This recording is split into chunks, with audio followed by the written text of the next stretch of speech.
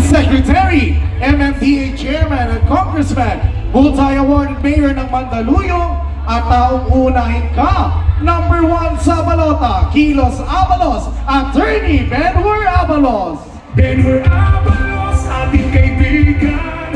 Benhur Abalos, may panindigan. Maraming salamat po sa inyong lahat. Okay pa ba tayo?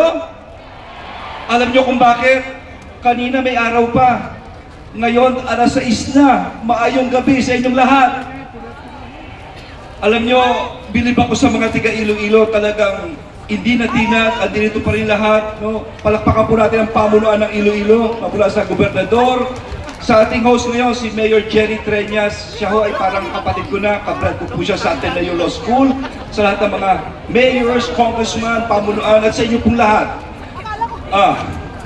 Andito nga pala ang aking bahay. Sinama ko na dahil Valentine bukas eh. Ha? At sa inyo pong lahat, ako naman si Benhur Abalos. No? Alam nyo, galing ako sa maliit na lugar. Mahirap lang ho ang lugar namin. Alam nyo kung saan kami kilala?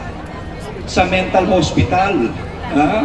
Nandun yung hospital sa amin at yung kulungan. Kaya ang tanong sa amin, tiga-loob ka ba o tiga-labas? Pero alam nyo ba, parang Iloilo, nangarap kami. Nangarap kami, natatayog rin kami. Ang una namin ginawa ang negosyo. Iniklian namin ang proseso.